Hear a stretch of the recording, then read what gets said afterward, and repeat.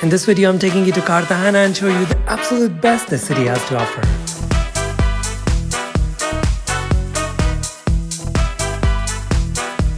¡Bienvenido a Cartagena!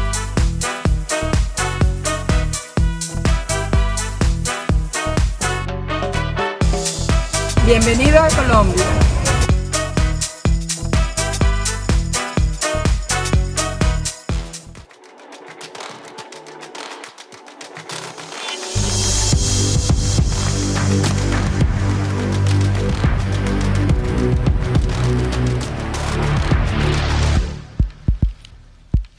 Welcome to Cartagena and the Caribbean coast of Colombia. And in this video, I will take you around this beautiful, colorful, lively, historic city, and then we'll explore a little bit of the Caribbean coast when we go to Tayrona National Park. Let's start!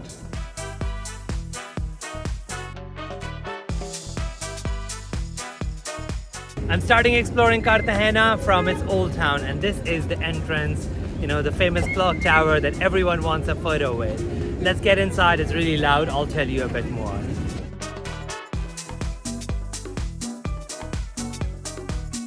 I've crossed over into the Pedro Heredia Square, and it is time to give you the most important tip for this video.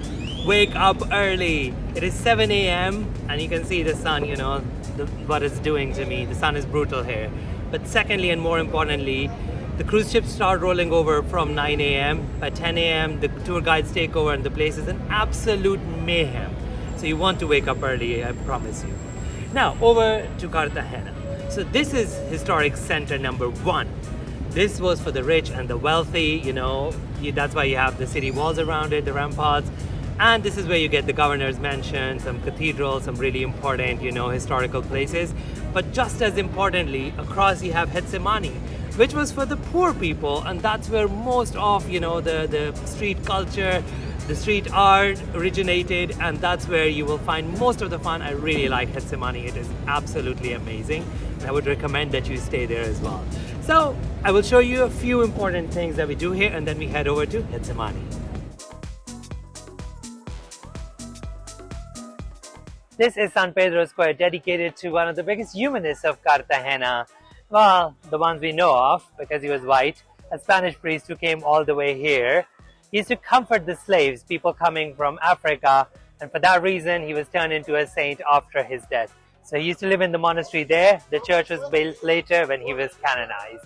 It's a really beautiful square, especially in the evening. And if you want to see a peaceful part of the walls, the city walls, just go around there and you will get the perfect view. If you click on that subscribe button, I will bring you some more amazing travel destinations every week. So click on it now.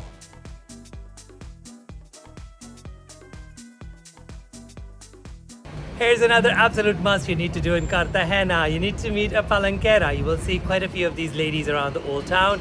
They're beautifully dressed, they're really nice and friendly, and you can take photos with them. They used to sell exotic fruits, but after the pandemic, you can just take photos. Don't forget to leave them a tip though. They're very nice, they're very friendly, and a little bit of history behind the village. So they come from San Basilio de Palenque, which was the first place to declare independence from slavery in all of Greater Colombia. So it comes with beautiful history, not just beautiful clothes, right? Okay.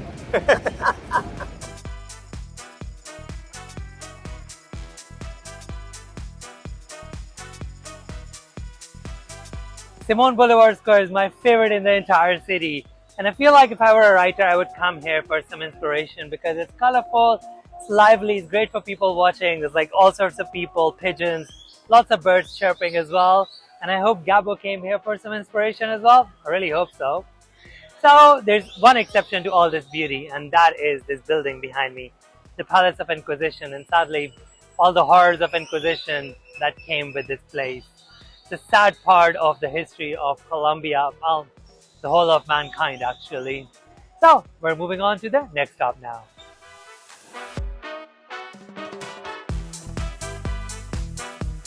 The Cathedral of Cartagena is a basilica from 15th and 16th century.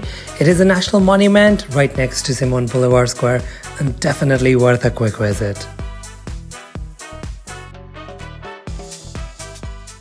Did you know one of the 50 best hotels in the entire world is located in the old center of Cartagena? This is Charleston Boutique Hotel. It's a luxury 5-star that used to be a convent, and it retains quite a lot of those characteristics. And here's an exclusive. We're gonna go inside and we're gonna check it out together and see what's so special about this place. Let's go.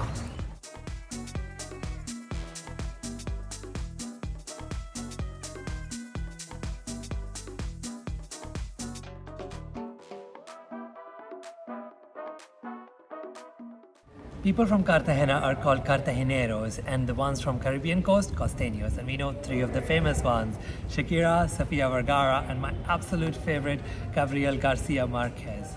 And if you come here reading his books, you will see the city through his pen, through his beautiful writing. We've all heard of this book, you know, the 3rd most read on the planet. But my favorite is Love in the Time of Color, and I would highly recommend you read it before coming here. So I would love to dedicate this video to him because half of his ashes are buried here, and you can visit it when you come to Universities of Cartagena's campus, which is a really beautiful courtyard.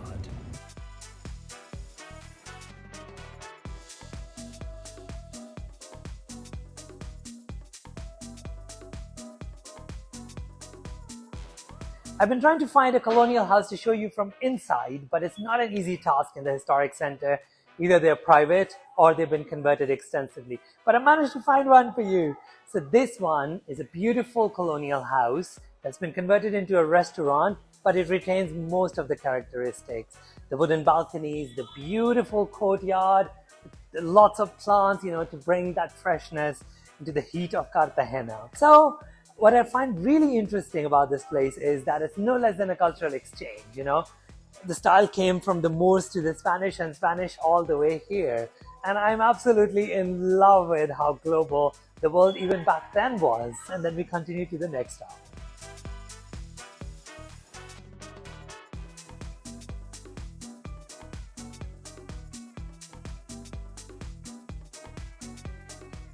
As I always say, the best way to explore old towns is by walking around and getting lost in them.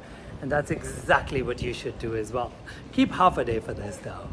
For the other half of the day, we are going to Getsemani, which is my favorite part of the town.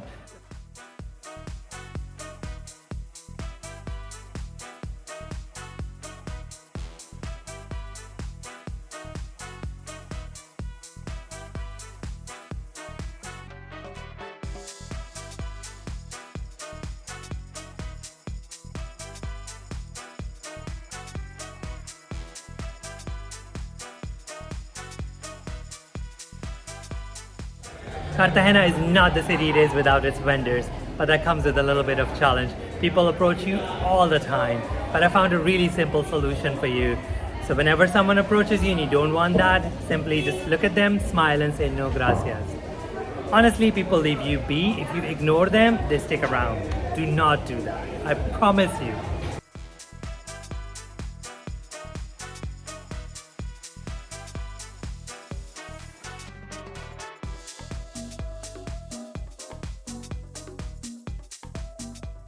I was planning on going to Cafe Del Mar for the sunset, but they're booked for weeks in advance, and secondly, they charge like $15 for a drink that's usually like $3 or $4. So I found a better solution. The city walls just outside Cafe Del Mar, and we're gonna watch the sunset together. Let's go.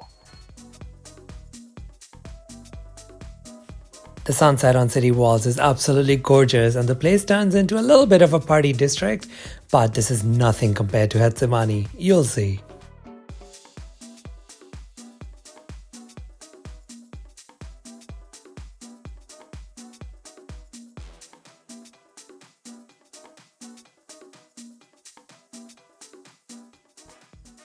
This is Getsemani, the area for the underclass, the poor people, not allowed in the walled city after 6 p.m., not allowed to sit in front in the cathedral. So they built this little paradise for themselves. And when you don't have money, what do you have? You have a lot of community, you have a lot of sense of togetherness. So they pulled together and they made it like super vibrant, colorful, and it's, you know, kept up that spirit. And today it's full of beautiful, colorful houses, lots of street art, and tons more. So the vibe here is very different from the historic city center. It's more like relaxed, chill. There's a lot of bars on the street and everything. Let's go explore it together, shall we? Getsemani is not as big as a historic center and it's quite easy to walk around, which is exactly what I did. I decided against joining a tour.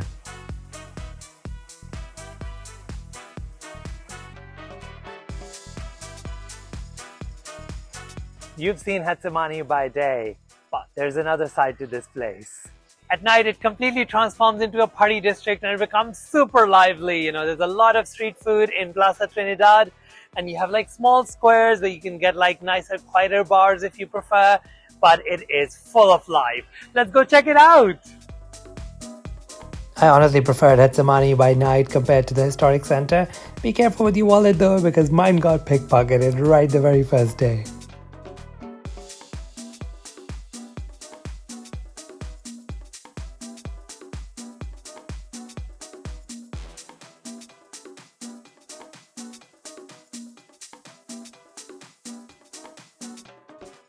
Cartagena was the prize jewel of Spanish crown and everyone wanted to get their hands on its riches. So they decided to build some defense mechanisms for the city. The first one was the wall around the historic center, but not around Getsemani. That was for poor people, so no wall for them. The second one was this castle, Castle of St. Felipe. And it is located on top of a hill and it offers beautiful views of the entire city in all directions, as well as amazing views of Boca Grande. When you come around sunset, sadly it's not open for the sunset, but oh well, you still get beautiful views. So I'm gonna go check out some tunnels which they have here. You can just check them out. The castle offers 360-degree views, and my favorite one is the one for Boca Grande. It looks really beautiful from here. So there's two other things you need to do. Take a photo with a Canon and check out the maze of tunnels. Let's go do it together.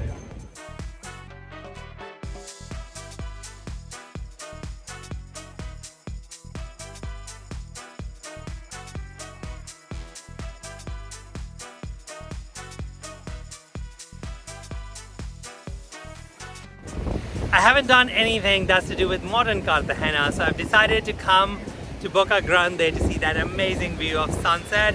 You also get to see the beach. The city beaches are not the best, by the way. This is why people go to the islands. So, let me show you around and also the sunset.